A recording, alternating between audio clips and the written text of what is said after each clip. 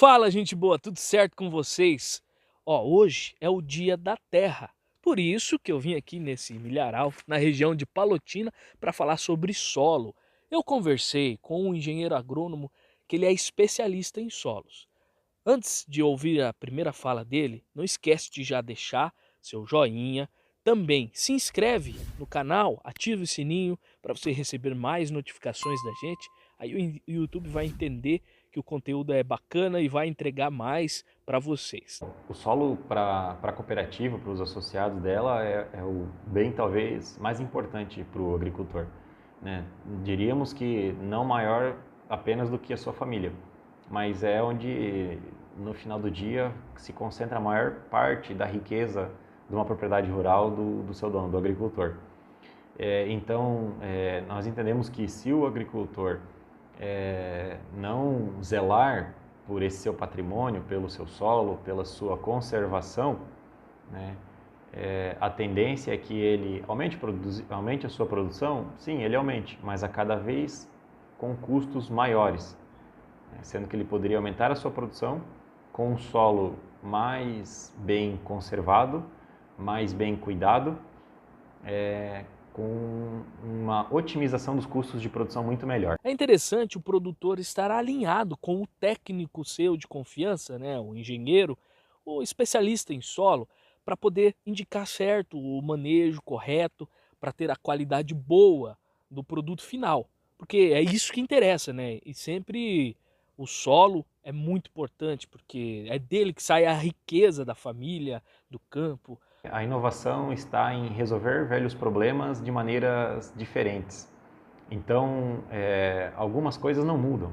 Então, orientações gerais continuam sendo as mesmas. E quais seriam elas para o produtor fazer uma boa conservação do solo? Primeira delas, nas propriedades que permitem continuar, né, ou buscar fazer um bom plantio em nível, tomar cuidado com o excesso de compactação de solo, né, onde ele muitas vezes, né, pelo desenho do seu próprio talhão, não consegue utilizar sempre os mesmos rastros do trator, do pulverizador, da colheitadeira, e isso aumenta a faixa de solo compactada, e o solo compactado contribui para a sua perda, seja de biodiversidade, seja para a erosão.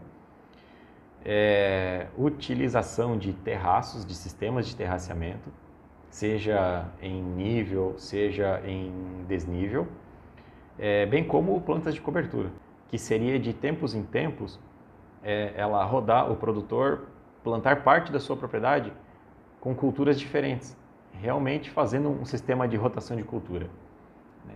Só que do outro lado da ponta é difícil para o agricultor e inclusive para nós na orientação dele fazer essa mudança de culturas.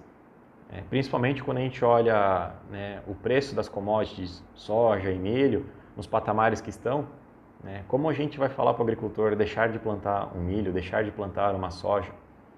Mas, de fato, é uma necessidade. Não adianta o produtor ter um bom sistema de conservação do solo, né? Por exemplo, a água dele não escorre nada de água. O solo dele é capaz de absorver toda a água. Mas, do outro lado, a planta não tem nutrientes para se alimentar nesse solo. Não vai formar bons sistemas radiculares para aumentar a matéria orgânica, a biodiversidade, né, desse solo. E um solo pobre de nutrientes, pobre de atividade microbiológica, pobre de matéria orgânica, pobre de palha, ele naturalmente vai ser mais suscetível à erosão, né? Na agronomia, onde a gente fala sobre isso? Principalmente no impacto da gota de chuva.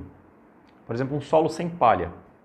A gota de chuva cai sobre essa superfície do solo e ela desagrega esse solo, pulveriza aquele torrãozinho de solo. E quando isso acontece, automaticamente o solo vai tendo seus poros, seus macroporos entupidos, diminuindo a capacidade de infiltração de água. Enquanto que se nós tivermos uma boa palhada, um bom teor de matéria orgânica, o impacto dessa gota ele vai ser amortecido por esses fatores, né? Esse solo vai ser menos desagregado quando essa gota de chuva cai sobre ele. E, além disso, o solo vai ter uma maior capacidade de armazenagem e também de infiltração de água. Então, é uma prática complementar, por exemplo, né, fundamental para o sucesso da lavoura, junto com os terraceamentos. E fora essa parte natural, vamos dizer assim, ainda tem as partes mais químicas, né, que entram com já outros produtos. Como que funciona essa parte? Exatamente. Uma boa quantidade de matéria seca de palhada sobre a superfície do solo. A gente tem que enxergar isso também na subsuperfície do solo. E como que a gente coloca isso nas camadas, né, abaixo da superfície do solo? Sistemas radiculares. Bons sistemas radiculares só vão ser desenvolvidos, por exemplo, na ausência de alumínio. E como que a gente elimina o alumínio do sistema? Com calagem. Mas basta nós eliminarmos o alumínio? Não. Nós temos que ter bons teores de fósforo, de potássio, de ferro, cobre, zinco, manganês, entre outros, para que as raízes automaticamente se desenvolvam em profundidades grandes e permitam com que a planta na superfície do solo se desenvolva em plenitude para ter altas produtividades. Então uma coisa leva a outra. E a tecnologia é aliada do produtor rural. Há anos ela vem avançando para poder ter aquele melhor mapeamento. E ele fala um pouco sobre isso também. Tem uma frase de um associado, se vocês me permitirem citar aqui, que é o seu Odir Cividini, de Maripá, da Unidade Pérola Independente, que ele fala assim: ele está ficando cada vez mais antigo e o solo dele está cada vez mais rejuvenescido, né? Principalmente devido ao trabalho que ele vem desenvolvendo muito bem com o consultor Alisson Fay, né? Investindo de tudo que ele colhe, tudo que ele fatura com o milho, com a soja dele, parte ele retorna desse investimento para a melhoria da fertilidade do solo dele. Mas não só a melhoria física ou química, né? O trabalho como um todo. E por isso o solo dele é um solo de cada vez mais potencial produtivo, né? Diferente da nossa vida que vai se passando. E essa cooperativa que nosso colega trabalha, há décadas vem trazendo estudos, projetos para melhor qualidade do solo, melhor qualidade dos produtos. E esse ano não é diferente, eles estão estudando algumas práticas para ter melhor custo-benefício na hora da produtividade.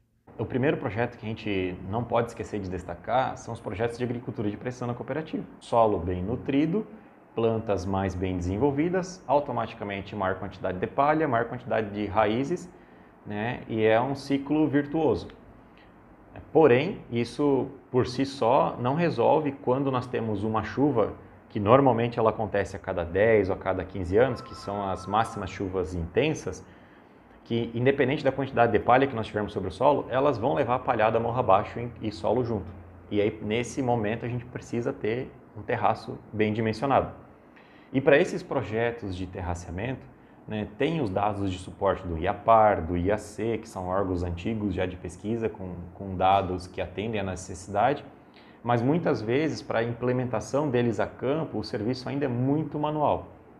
E para isso a cooperativa vem desenvolvendo alguns projetos pilotos, algumas parcerias, né, para avaliar o seu próprio modelo de prestação de serviço, utilizando dados de topográfico, como dados de sistemas GNSS e RTK ou outros sinais de satélites corrigidos, onde a gente consegue ter um modelo digital de elevação da propriedade com altíssima precisão e, com base nesses dados, propor para o agricultor uma reforma do seu sistema atual de terraço ou um novo dimensionamento para ele começar um projeto do zero e bem feito. Para você que esteve até o final desse vídeo aqui, ó, eu te peço, se inscreva se não é inscrito no nosso canal, ative o sininho para o YouTube entender que o conteúdo é bacana e vai enviar mais para você. E também não esqueça, deixa seu like.